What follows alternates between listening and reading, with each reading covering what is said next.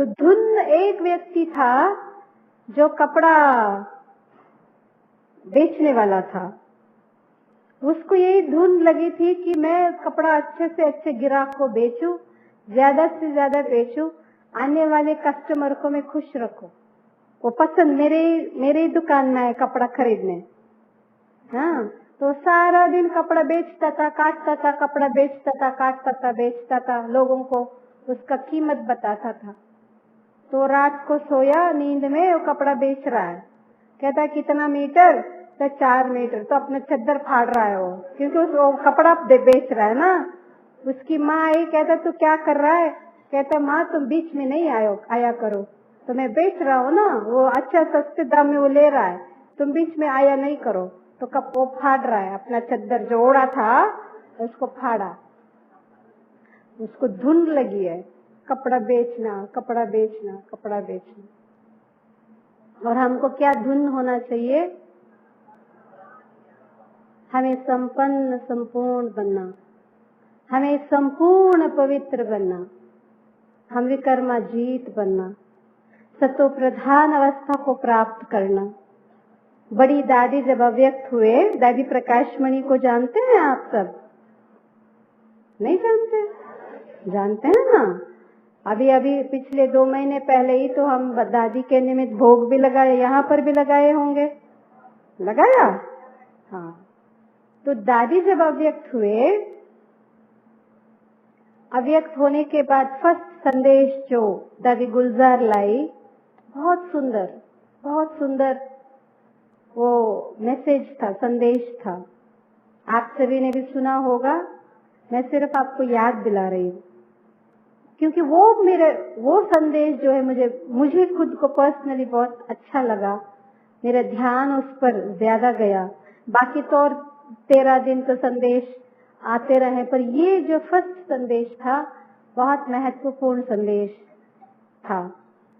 दादी ने ये कहा, दादी जब गुलजार गई वतन में, दादी को देखा, फिर बाबा आए, मुस्कुराए, दृष्टि दी, वो सब हुआ। फिर दादी जब आए, दादी से पूछा, दादी गुलजार ने, दादी आप किसी को बताया नहीं? हाँ, आपके इर्द गिर्द सारे वरिष्ठ भाई बहने खड़े थे, डिपार्टमेंट के इंचार्ज थे, मधुबन के सारे थे, जोन के बड़ी बड़ी हेड सारी बहनें थी। आप किसी को एक शब्द भी नहीं बोला, आंखें भी नहीं खोली, आप सीधा वतन में आ गए। तो दादी ने बहुत सुंदर बात कही। दादी ने ये कहा, मेरा हमेशा ये लक्ष्य रहा कि आत्मा इस शरीर में होते मैं वो संपूर्ण कर्मातीत, कर्म से अतीत स्थिति को मैं अनुभव करूं।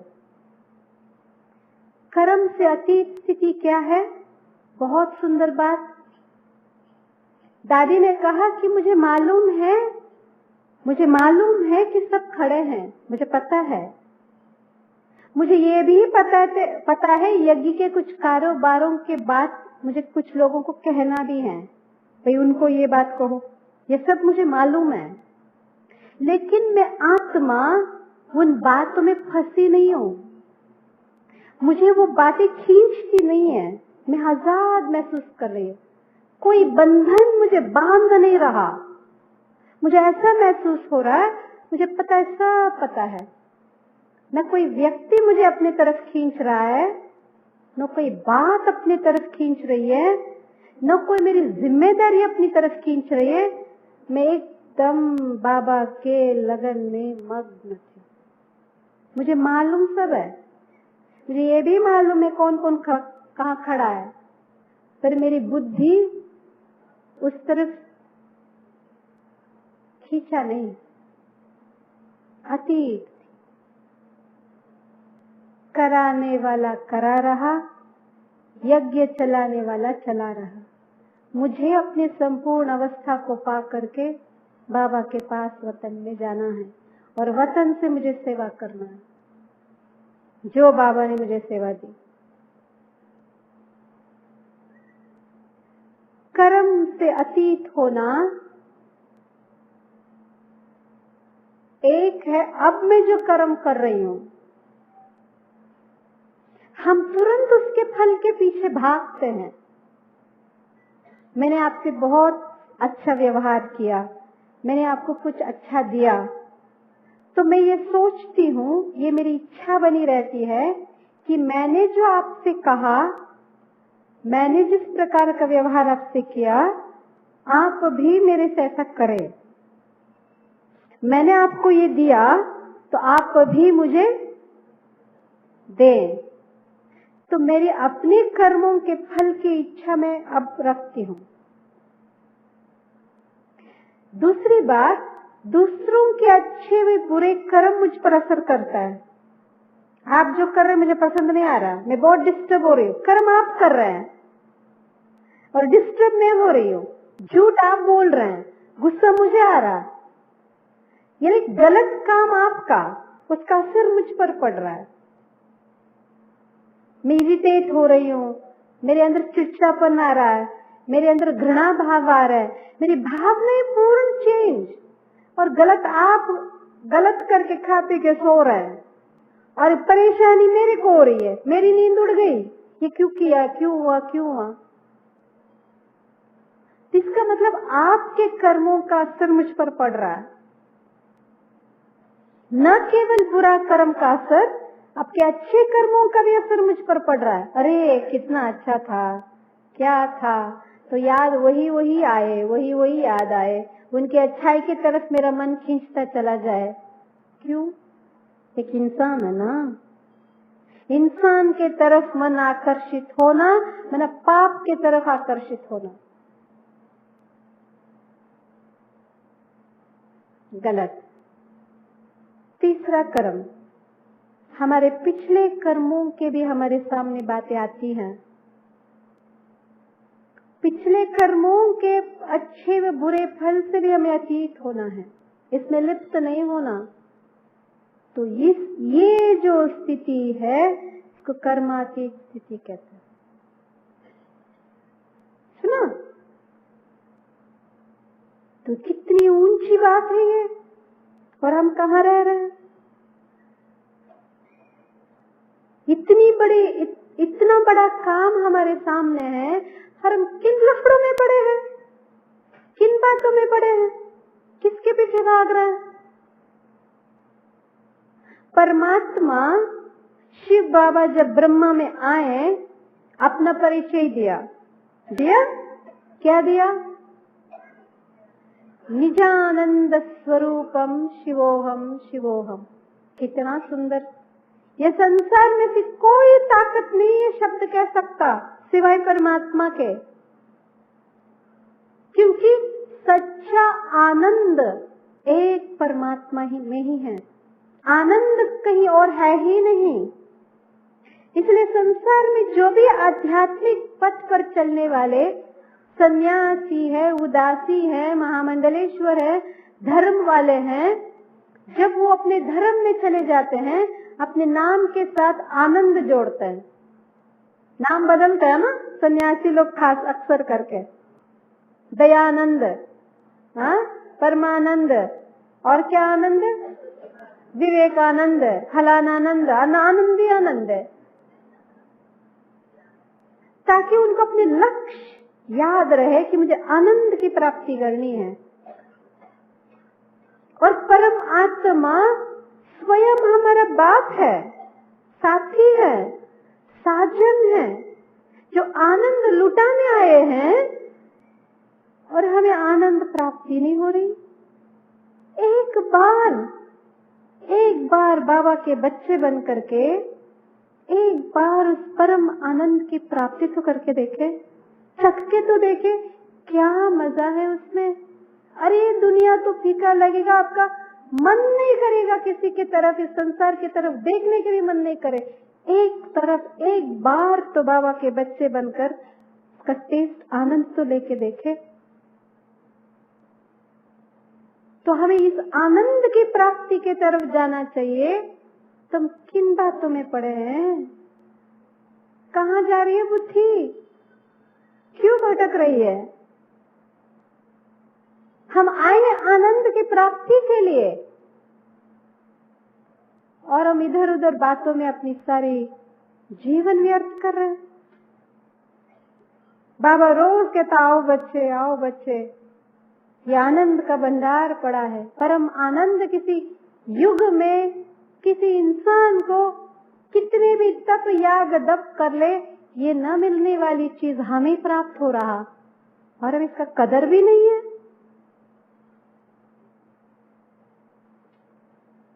एक बार तो परम आनंद की प्राप्ति को अनुभव तो करें कि क्या आनंद है।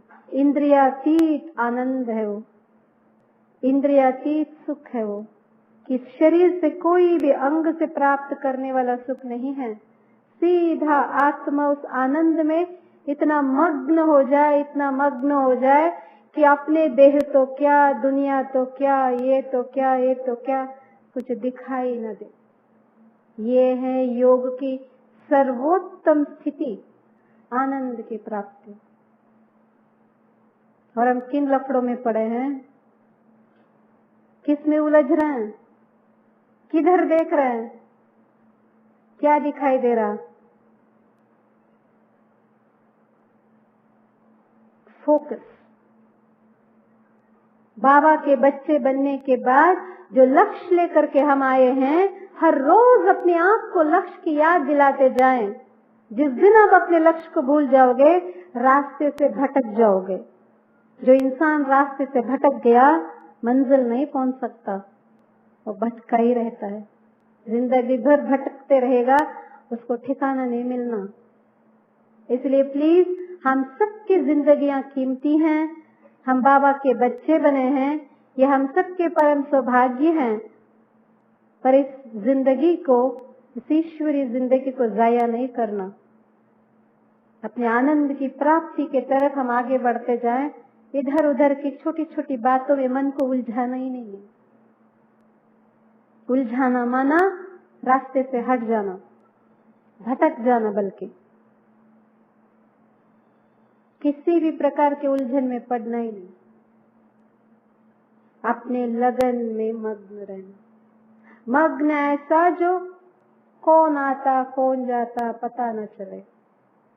ये देह है भी कि नहीं पता न चले। इस देह से अतीत में आत्मा हूँ, मैं लाइट हूँ, मैं माइट हूँ, मैं लाइट हूँ, मैं लाइट हूँ, यही दिखाई दे। ये शरीर का भी आभास न हो। क्या ऊंची स्थिति है ये, क्या आनंद आएगा उसमें।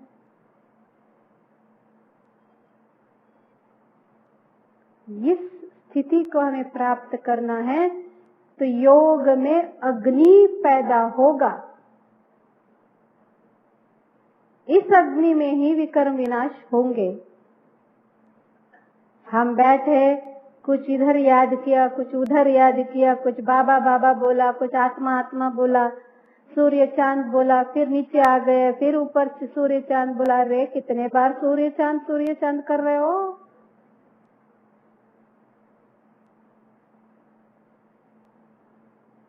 इसमें आपकी खिचड़ी नहीं पकने वाली। यहाँ एक कैंडल रख दो, कैंडल मोमबत्ती, मोमबत्ती या मोमबत्ती रखो। इतना बड़ा हंडे में दाल चावल ऊपर बांध दो पानी डाल के, एक नीचे एक कैंडल रख दो। खिचड़ी पकेगी? कब पकेगा? कब पकेगा? अरे कभी नहीं पकेगा। मोमबत्ती बुझ जाएगी, खिचड़ी नहीं पकनी। इतना बड़ा हंडा गर्म होने के लिए तेज आग चाहिए और उसके अंदर जो दाल चावल है उसको पकने के लिए और गर्म चाहिए, तब जाके खिचड़ी पकेगी।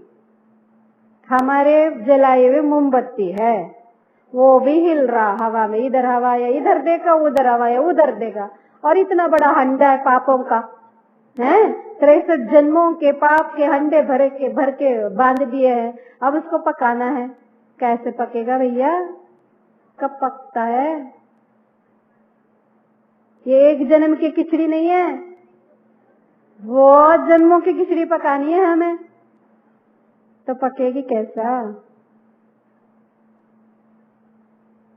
ये ऐसा काम नहीं चलेगा। मोमबत्ती वाला योग है हम सबके। इतनी सी आग, हंडा इतना, वो टिम टिम टिम टिम टिम टिम, और यहाँ है मोमबत्ती, हंडा इधर। अरे उसका सेक भी नहीं पहुंच रहा, पापड़ भी नहीं सेकती, तब की खिचड़ी कैसे पकेगा? आग। जितना प्यार, जैसे काम अग्नि कहते हैं, क्रोध अग्नि कहते हैं, सच्चा प्रेम में भी आग है। दिल का सच्चा पवित्र प्रेम प्यार में आग है, ज्वाला है, जला सकते हैं। उस आग से, उस विश्वास से हमारे जन्म जन्मांतर के पाप भस्म होगा, वरना कुछ नहीं होने वाला। आप बैठे रहो, शक्ति योग करो, शांति योग करो, भक्ति करो, करते रहो, कुछ नहीं होना। मन को एकाग्र रखना सीखना चाहिए। मन इधर उधर फोकस, आउट ऑफ फोकस हुआ, पिक्चर नहीं आना।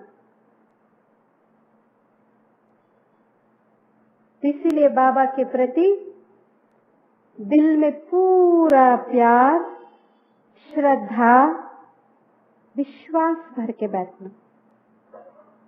दिल में इतना प्यार भरो, इतना प्यार भरो, जो परमात्मा खींच के यहाँ आ जाए।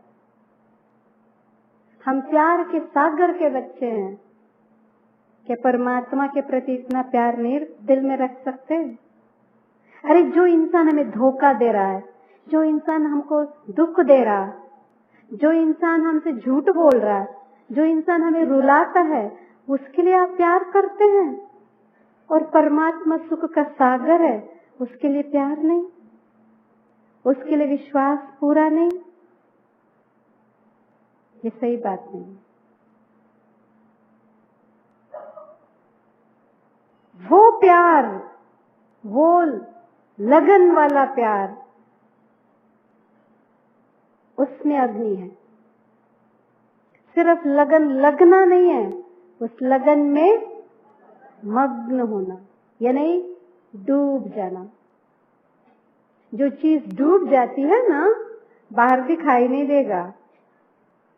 तो हमें भी उस प्यार में, उस लगन में डूबना पड़े।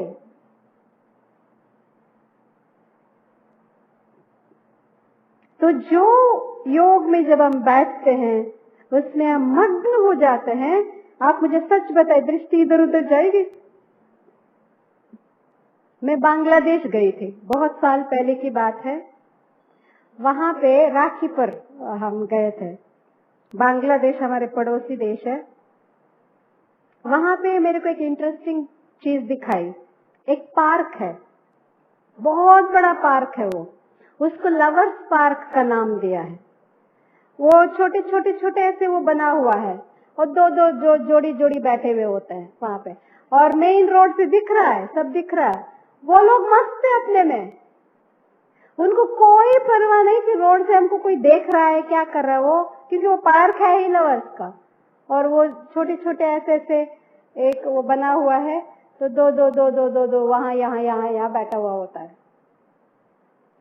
उसको कोई दुनिया से लेना देना ही नहीं, कोई खड़ा भी होकर के देख रहा है, उनको कोई परवाह ही नहीं, क्योंकि वो मग्न है।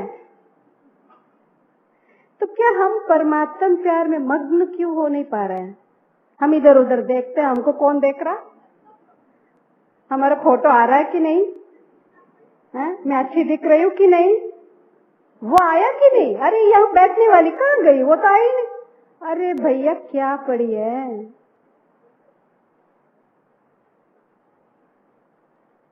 देखो योग बट्टी है तो अभी ये ऐसी साड़ी में आई, क्यों आज सफेद साड़ी में नहीं आ सकती? अरे वो साड़ी में आई, कलर आई, क्या आई, अब आप अपना योग करो ना। सारा समय आपको वही पड़ी है दूसरों के।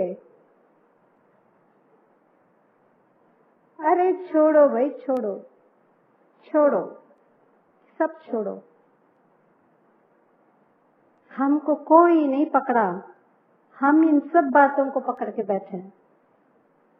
माफ करिए, आपको बुरा न लगना चाहिए। हम बहुत सारी गलत बातों को पकड़ के बैठ गए हैं। हमको कोई नहीं पकड़ सकता।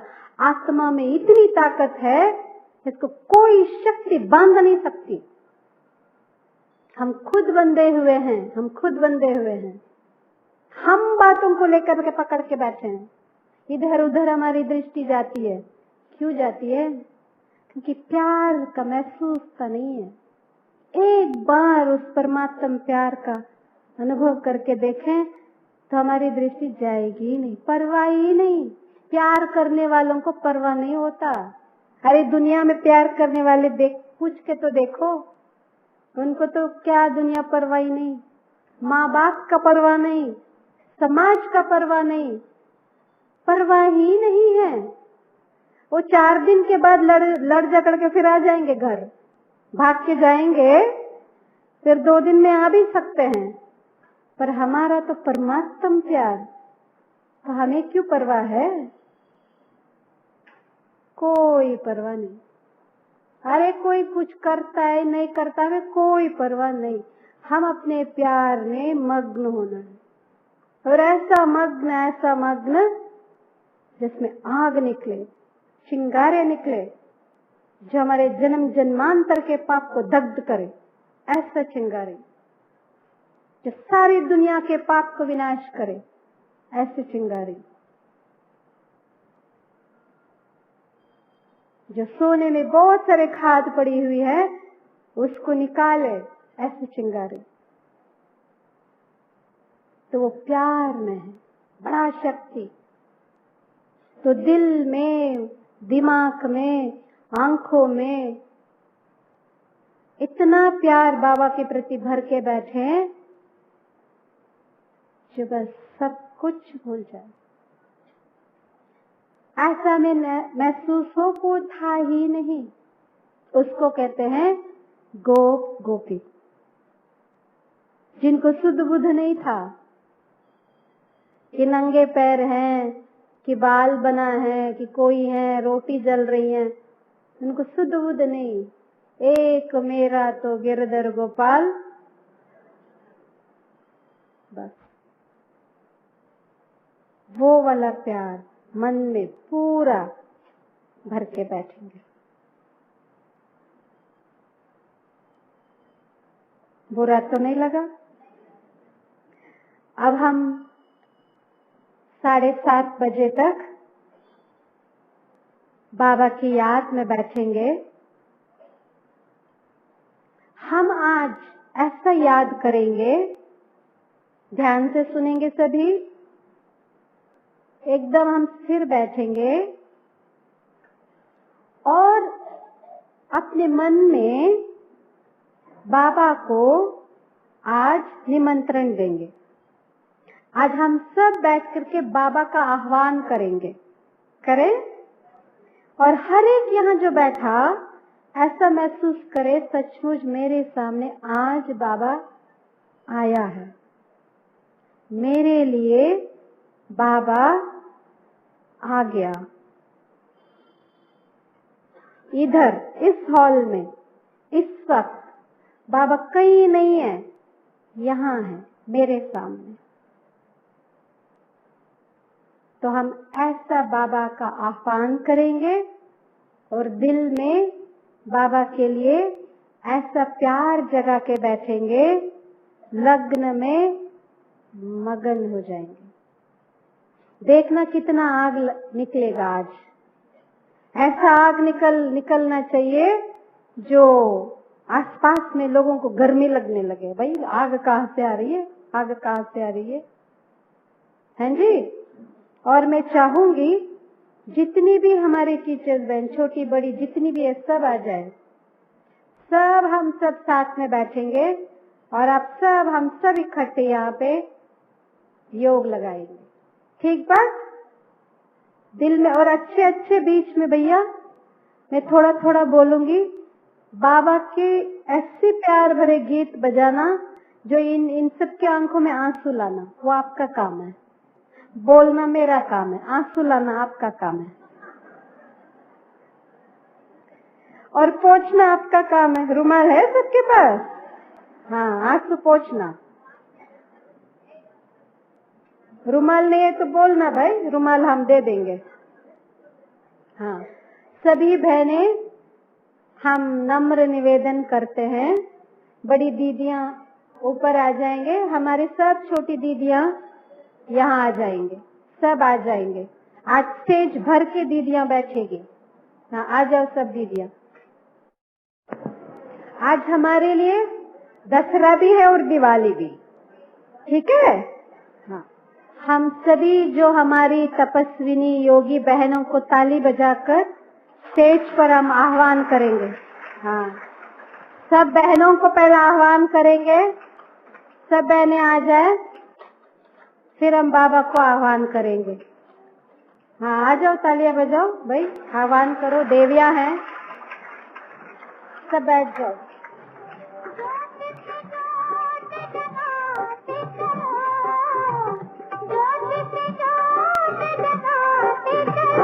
दीदियों को भी दीदियों को भी बड़ी बहन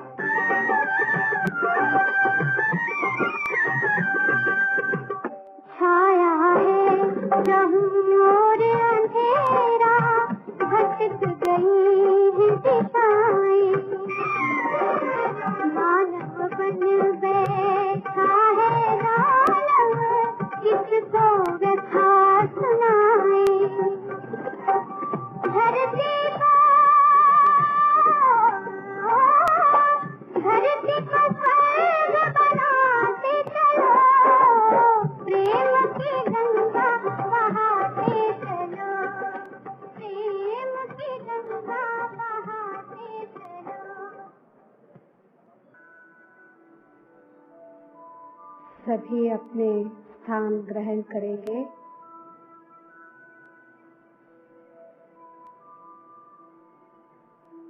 रिलैक्स होके बैठेंगे।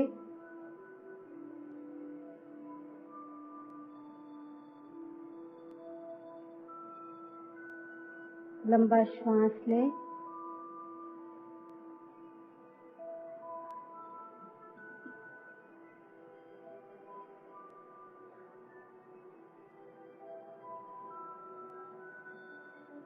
अपना सारा ध्यान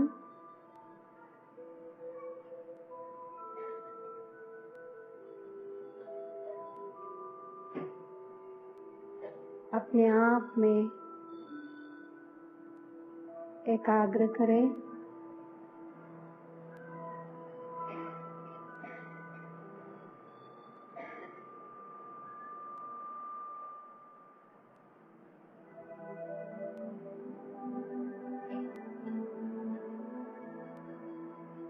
बाहर दुनिया में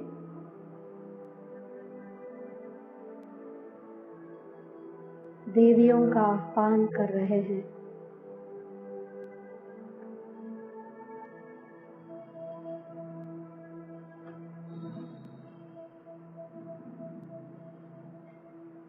देवियों की आराधना करते हैं,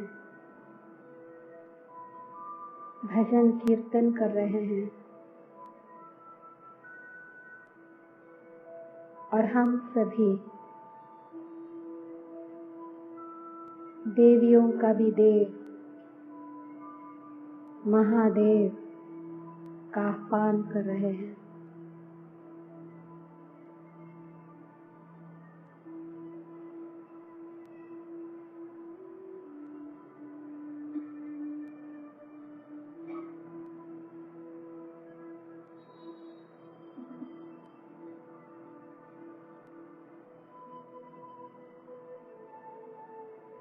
अपने मन और बुद्धि को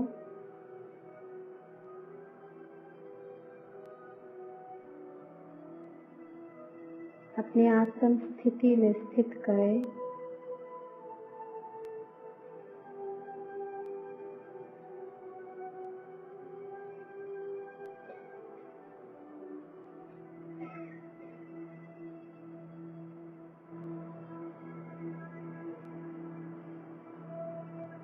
अकाल तख्त पर विराजमान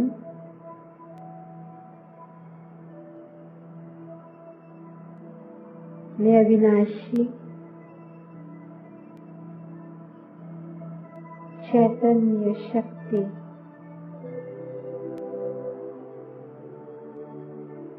शुद्ध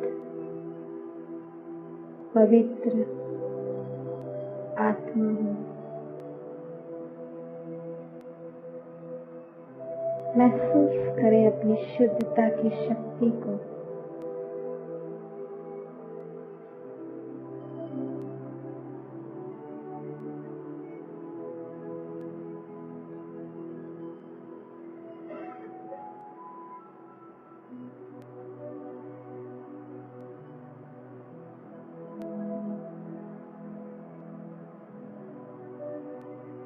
उस शुद्ध और निस्वार्थ मन में आज मैं अपने प्रियतम, अपना साजन, सखा, परम शिक्षक, मेरा साथी, मेरा रक्षक, परम सतगुरु, परम प्रिय, परम आत्मा के प्रति दिल में एक ऐसा निस्वार्थ और शुद्ध प्यार को भरते जाएंगे।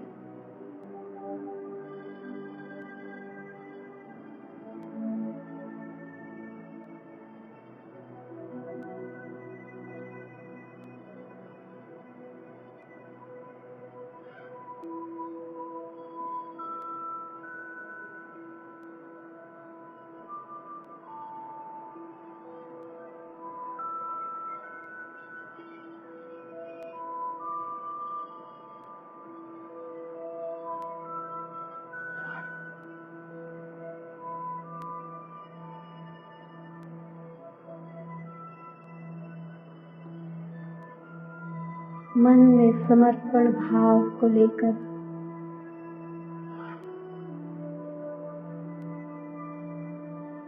एक ऐसा निश्चित विश्वास मन में भरते जाएंगे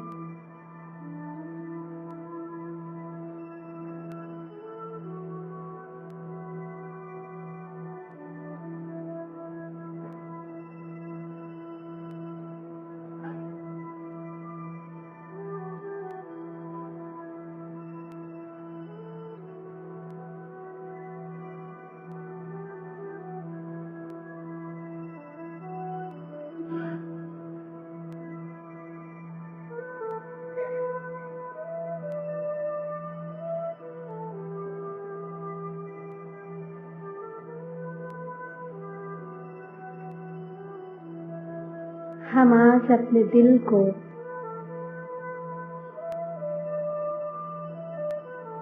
एक मंदिर की तरह सजाएंगे।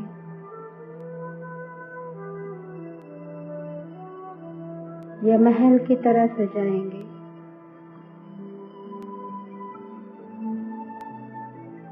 जिसमें वो दिल का मालिक दिलाराम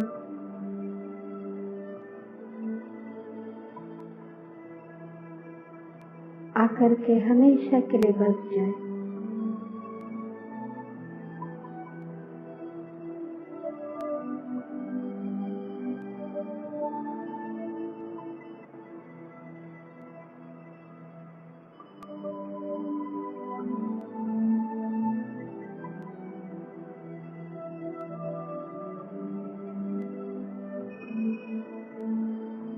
अब हम अपने दिल को सजाना शुरू करेंगे।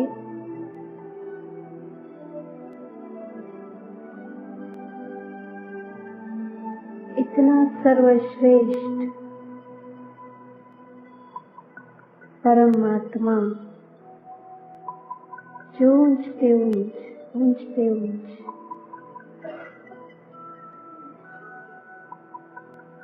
वो मेरे पास आ रहे हैं।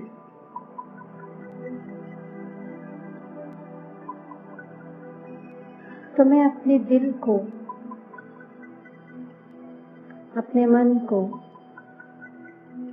कैसे सजाऊं?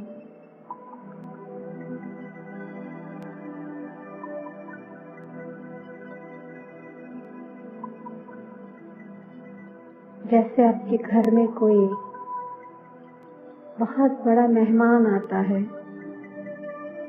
तो आप घर को कैसे सजाएंगे?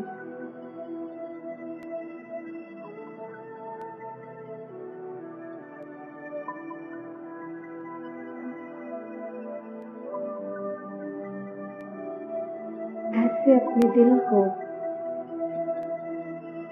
आप सजाइए।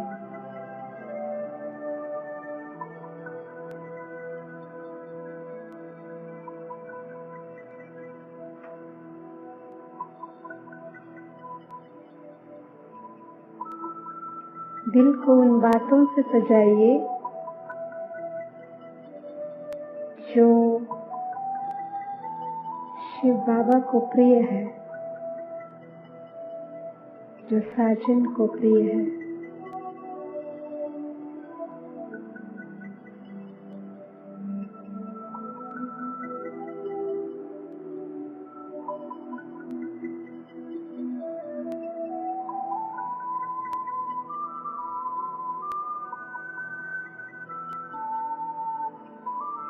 मेरे जन्म जन्मांतर के प्यास बुझाने वाले,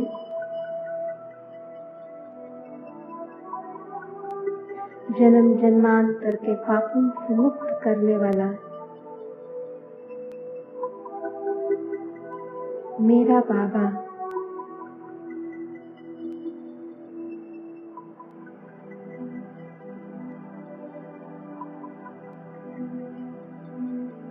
मेरा परम प्रिय सखा को कैसे आह्वान करेंगे?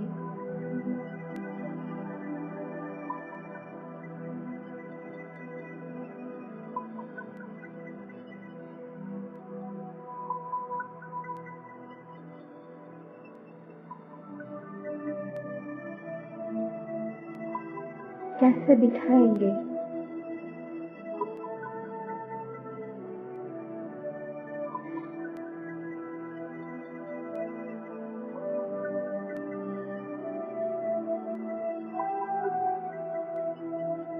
कहाँ बिताएंगे?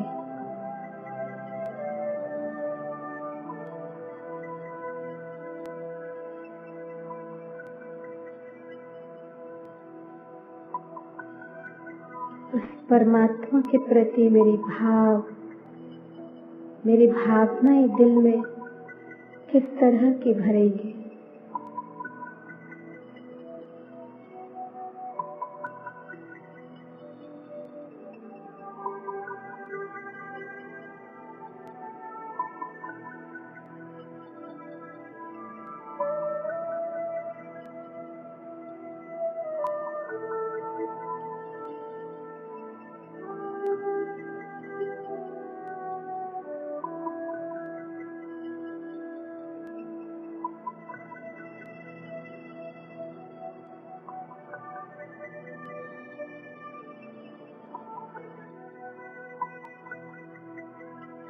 उस दिव्य मूर्ति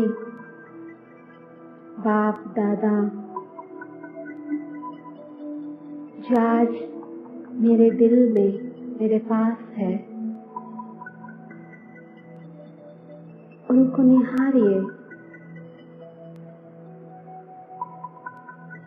वो आंखें, वो बोल, वो चेहरा,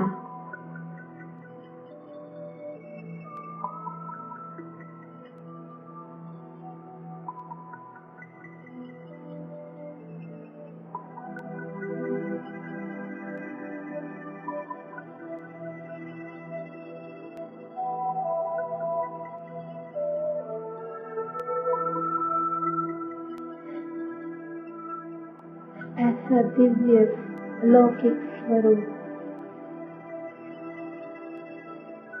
सारे कल्प में निहारने को नहीं मिल सकता।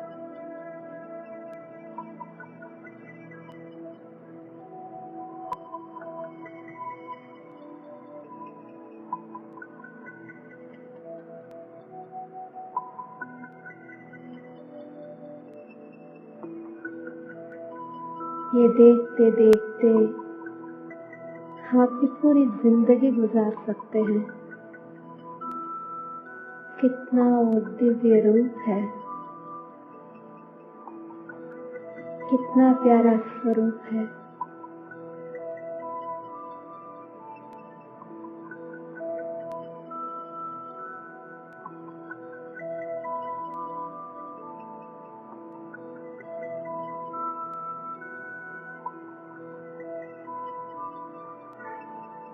आज परमात्मा स्वयं ईश्वर मेरे पास मेरे मेहमान बन के आए हैं।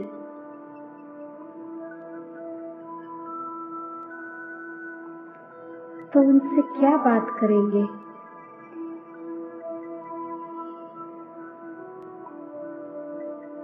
कैसे बोलेंगे आप उनके साथ? क्या बातें करेंगे?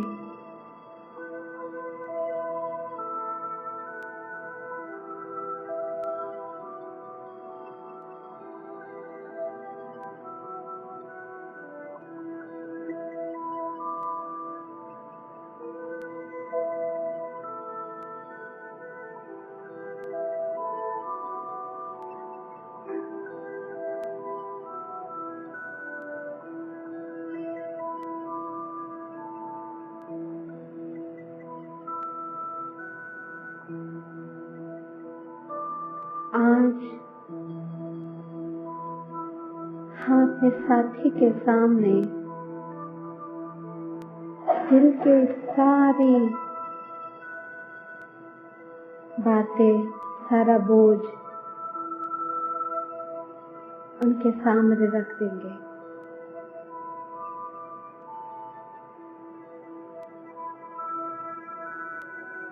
बाबा से बातें करिए, जो आपको कहना है।